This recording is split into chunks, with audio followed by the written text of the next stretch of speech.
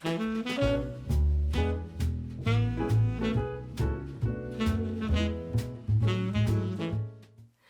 back to my channel. Today we are going to start my Halloween costume, which will be my Sally Ballgown. So if you are new to this channel, welcome. I'm Casey Renee and I really like Disney and ball gowns and historical costumes and witches and spooky time. So yeah, we're officially making a Halloween costume here on this channel. Previous years I have done Morticia Addams. I did Wednesday Addams and then I did Sarah Sanderson. Anyway, all right. This year we're going a little bit of a different direction. We're gonna do Sally, but we're gonna do her in a ball gown form. I love Sally. I love Nightmare Before Christmas. I really like the dark aesthetic, but I'm kind of doing things a little bit different with this costume. I'm going with lots of pretty pastels and I'm pairing them with black accents. So yeah, that's what we're doing. I'm pretty excited. A part of me was like, oh, it's like pastel goth, but I haven't really figured out how to like work the goth element in there. So I don't know, she's just gonna be a big princessy ball gown. If you saw last week's video, I did an entire video on making a full-length petticoat. I will link it in the description and in the cards. If you like sewing and you like cosplay or costume making or Disney or all of the above, subscribe, like, do the things. So let's just go straight over to kind of talking about the design itself. I had a couple different ideas. I knew I wanted the simple ball gown silhouette. So I basically was like, I have this pattern here that is a really great bodice pattern that has a lot of weird pieces that I thought would look really cool in the Sally aesthetic. And then I drew basically that bodice knowing like this is the pattern I'm gonna use. And then I drew two different skirt variations. One is really like Belle, like you have the ruched skirt, you have the underskirt. I didn't draw swags because I'm not sure that I would even do that anyway, but I might, who knows. I allowed my Patreon to actually choose between the two designs. I've had a lot of feedback from people that aren't on Patreon with what their favorite design is, and that's totally cool. Like if you liked the other design, then thank you so much. I appreciate that. But yeah, I'm pretty excited, and today in this video, we're gonna talk about the bodice and I'm gonna make the bodice. Yeah, we're just gonna make the bodice today. So let's dive, I guess, right into that. All right, so to start out, we used the Truly Victorian pattern 442 for this, and I did like a patchwork effect. So essentially, I took every single pattern piece and I laid it out on the fabric. I tried to actually, even though I know grain line is so important, I kind of like skipped the grain line aspect in this costume because I really wanted to play with all of these prints and play with the direction they were going in. So I do kind of, this is the Wild West up in here. You will see me do some pretty crazy things. So I will cut them out. Each pattern piece is gonna get cut out twice, but on different pieces of fabric, essentially. My goal was to never have a print touch a piece that has that same print on it.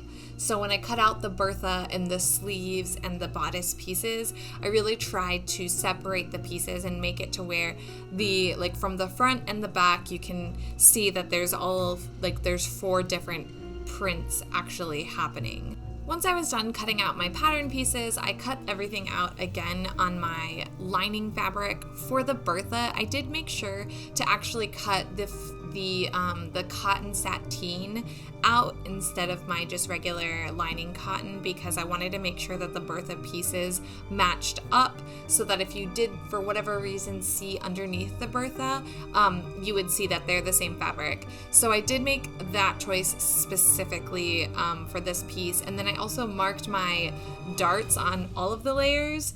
After I did that, instead of interlining this with like another cotton, I actually interfaced it with a product called Dreamweave. I have a video on it. I really love it. It's my favorite interfacing. I've used it on a couple projects in this channel, and I like it because it's a fusible, so I don't have to sew it in. So that's a really nice thing. So yeah, I will cut it out on my inner lining, interfacing, and then we will fuse them together.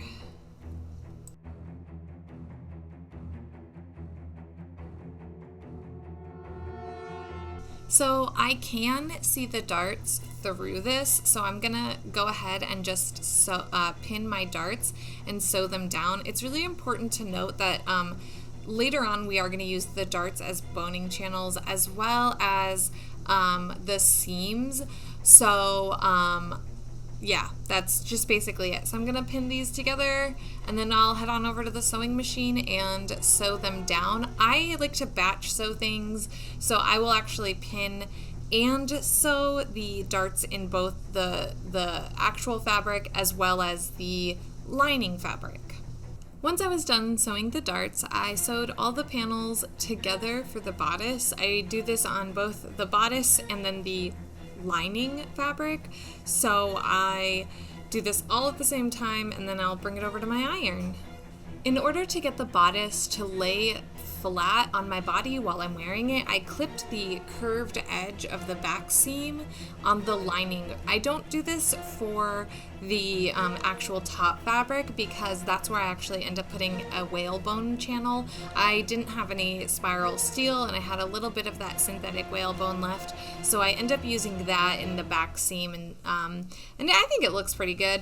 But so I clipped these edges, and then I actually pressed them down, and I actually go ahead too and press all of my seams open so that they will all lay correctly.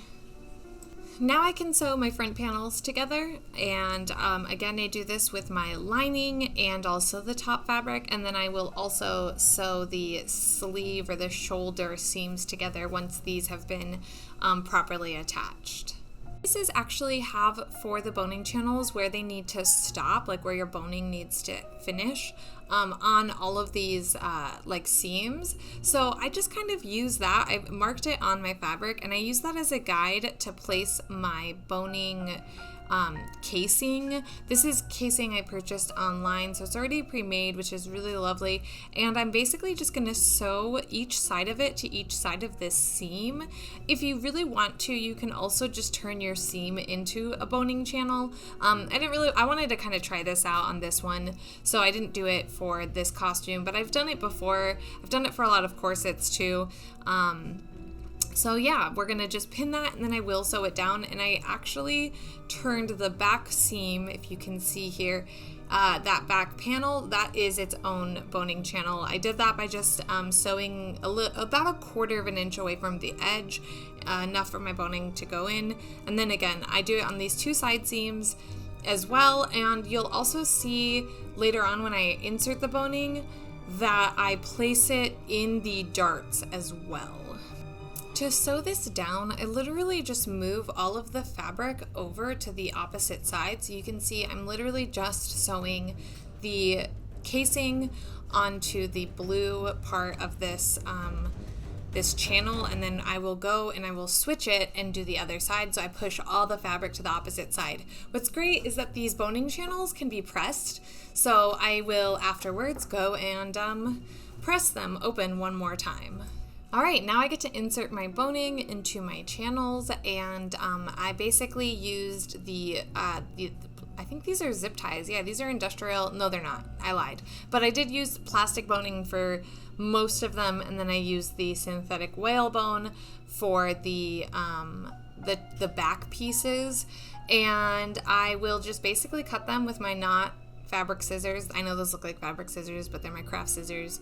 And then I will trim the edges, and I file them down with a nail file. That's just how I do it. I know there's lots of other ways that are probably more efficient. But yeah, then I'll put it into the casing, and that is the boning channels. Now I'm going to set the bodice aside and we're going to move on to the sleeves.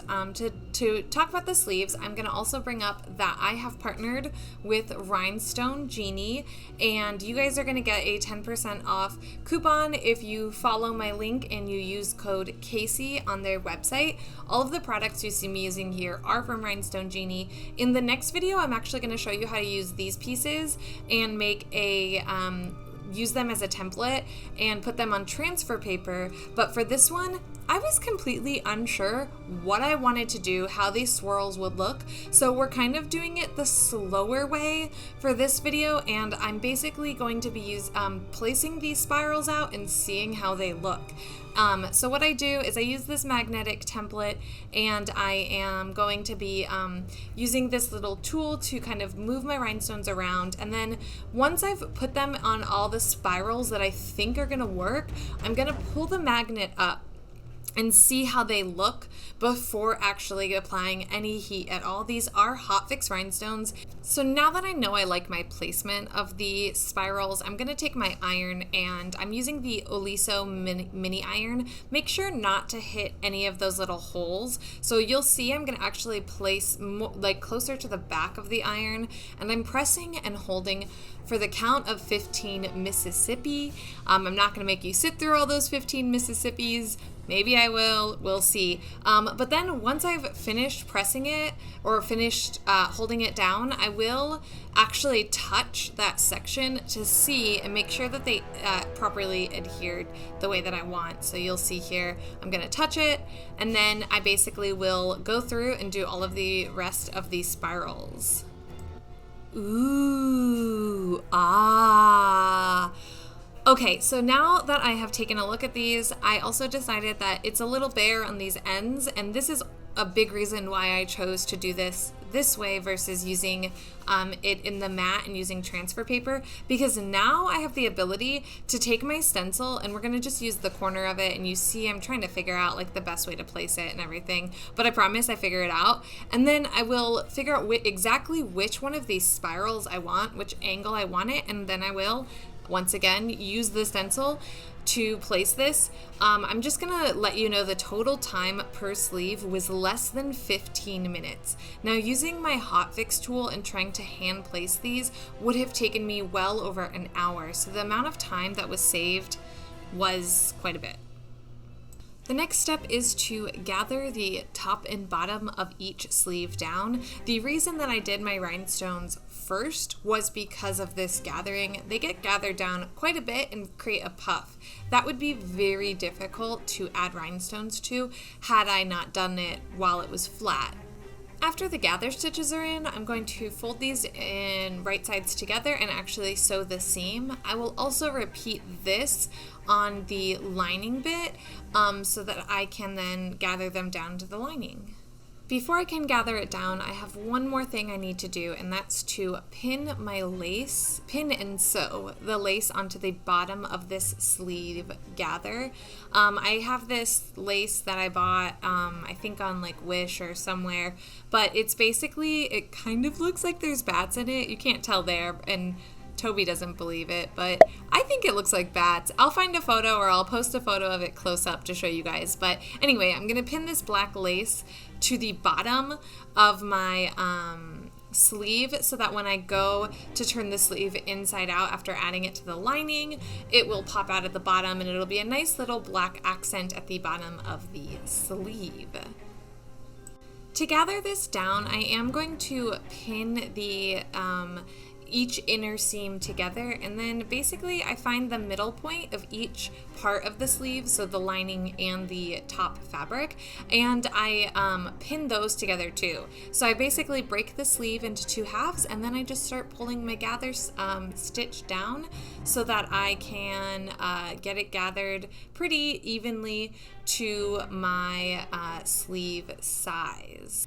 Once it's sewn down, I will actually take and flip it inside out and then start pressing the lace away from the main fabric. So what I'll do is I'll put it over my ham and just press it, and I'll also just press this seam in general. This helps create a nice little like flat surface here, and then I can go ahead and gather that top part down the same way I just did the bottom. So I will line up the seam, create a halfway point, line those up, and then just start gathering the two halves down. And now I can add the sleeve to the actual bodice fabric, and I start by lining up the inner seam of the sleeve to the side seam of the bodice, and then I just kind of ease it in. Sometimes there are places where my sleeve has to get gathered down a little bit for it to fit in, but I do that, and I try to make the puff a little bit closer to the top if that's what I'm gonna do, just because it will look a little bit more aesthetically pleasing in that space than like under the arm or something. But then I will just sew this down. Once it's sewn down, I actually kind of get a little bit nitpicky, and I go in, and if there's any gather stitches still present, I will go in and pick these out. I actually did this at the bottom of the sleeve too. I just forgot to point it out, but I do this on a lot of pieces where you have to do gather stitches or basting stitches, because I'd much rather get the thing gathered down, and then once it's actually attached, it's sewn through all of the layers, so you don't actually have to worry about like, is this gonna undo the gathering, because it won't, since it's being reinforced by attaching it to the sleeve. And this to me also just creates a little bit of a cleaner finish on a garment. So yeah, I go ahead and I do this on both sleeves, and I think I do it again when I'm working on the bertha. If I do, I'll try to point it out. Speaking of bertha, it is time to sew the pieces together. So I pinned the shoulder piece first, and then I will pin the front pieces together, and I will actually repeat this process for the lining as well. But basically I bring the bodice over just to make sure that I'm pinning the right pieces together. So you see here, I'm trying really hard not to have the yellow stripe match up with touch the yellow stripe on the front. Same with the pink. I don't want the pink to touch the pink on the front. And then there's blue on the back. So like things like that. That's just really what I think about, so that this looks more patchwork than, so it looks more patchwork. All right, once they're sewn together, you know what I'm gonna do. I'm gonna press those seams open. I'm using my mini on this one just because I will be doing rhinestones here in a hot minute. So I just didn't want to plug in both irons. I was like, the mini does a great job, so whatever. All right, so now we're gonna sew the lining of the bertha to the top fashion fabric of the bertha, which look identical as you can see. We're gonna sew these together, and then we will flip them and start decorating them. Now I'm gonna clip my corners and then flip this right side out and give it a really good press. And then we get to add more rhinestones. Before adding rhinestones, I do pin the lace to the back of the bertha, so the lining part of the bertha.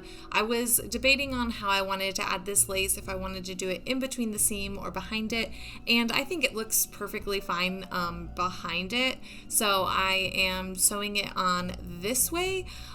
Once again, just a lovely reminder that you can purchase all of the material or all of the rhinestones that I used here, as well as the stencils and the products that I used over on Rhinestone Genie. I will link it in the description, and you can use my code to get 10% off. Once my bertha is basically decorated, we are gonna pin it to the top, and then we're gonna sew this on down. And we're getting there, guys. We're pretty close to being done with this bodice. Then it's time to attach the lining at the top, bottom, and the back area. When I am pinning it to the back, I will just fold the bertha ends backward and pin it into itself so that it kind of stays out of the way. But then I will sew this down, and I actually will go ahead and I will sew it down, I think at about a 2.5 millimeter stitch length. Once it's sewn down, I can clip all of my little like corners and pointy bits that would add bulk to the bottom of it. And then we're gonna flip this out through the sleeve like armhole. If you remember, we attached the sleeves in the lining, but we haven't actually attached the sleeves to this portion of it. So I'm gonna show you how I do that next. Oh, and don't forget to unpin your bertha and press everything flat. Again, I mean, pressing everything flat will just make it look better when you wear it. So yeah, and I actually do this from both the inside and the outside. All right, let's move on to stitching down the lining to the sleeves. For each sleeve, I am going to fold the lining of the bodice over, and then I also fold the sleeve lining over, and I basically pinch them together and pin it. So you'll see I'm going to pinch my fabric down and just kind of pin it there. And then I do this around the whole sleeve. I have to kind of readjust a few times because it will create like a little bubble or bump. But this is just the process that I've always done this by. You could also add bias tape to it, but I feel like that adds a lot of extra bulk. And if you have an overlock or serger and you want to do it that way, that's a great way to do it too. And now I get to just hand sew this in. I do this by just basically doing a whip stitch throughout the entire sleeve. And yes, I am still practicing with my thimble. I know a lot of people suggested leather thimbles. I do not use leather for moral reasons, but I also have tried the silicone ones, and I don't like those either. I'm just not good with a thimble. It's something that you have to practice and you have to kind of train your hands to get comfortable with. But yeah, I just kind of sew these up, and then I do add grommets. I didn't get video of that. I didn't think it was necessary, but if you guys really want to see the grommets, I will do it on the next video. All right, and so there you have it. That's kind of how I made my Sally bodice. I don't have a photo or like a video segment of me wearing it because I really just did a fitting fast. I will include a photo here, and I can also link the photos on my Instagram like down below. But thank you guys so much for watching this video. I've got 2 more videos on this costume, and then mark your calendars. I am doing my first ever get ready with me. What? Yeah, so on Halloween at 12 p.m. I'm going to do a Sally get ready with me. And that's when I'm actually going to debut the costume, so you guys will get to see some footage from that photo shoot as well as like the full makeup. We're just going to talk about life and stuff, and I will be creating a premiere for it. I've never done this before. First get ready with me, first premiere. Sweats. Anyway, so I will have that. It might not be up this week, it might be up next week, and then I'll like link it somewhere, put it in the community tab or something. But anyway, next week we're gonna do the skirts. It's actually gonna be 2 layers of a skirt connected to a waistband. I learned, well, I'll just talk about all of that stuff next week. And then the week, actually between those weeks, I might release another video on the embroidery stuff. I am doing a little bit of embroidery. I really want to make her patch. She has this like very significant yellow patch with black polka dots on her outfit. And I really want to make that as a patch to just have. So I'm gonna make it. And I'll do like a little tutorial on digitizing that. So it'll be a little bit more of the computer side, digital side to it, because you guys have asked me for this video for a while and I just put it off. But I'm gonna try it. We're gonna see how it goes. If it fails, I just will let you know and it won't happen. But yeah, so that's what you can expect for Sally content. And if you would like to support my content or my art, like my creating of costumes, please head on over to Patreon. We have a fun little community over there. Also, you can like this video, subscribe to my channel, comment below, what are you working on for Halloween? I'm so nosy. I want to know what everyone's making for Halloween. Even if you're just going to be like me and sit in your room and watch The Shining or, you know, Nightmare Before Christmas for the 500th time this season. Like, just do the thing. Just tell me what you're working on. I'd love to see. And I will see you guys in 1 week. Goodbye now. Happy sewing! Oh my God, I almost forgot to say it. Happy sewing!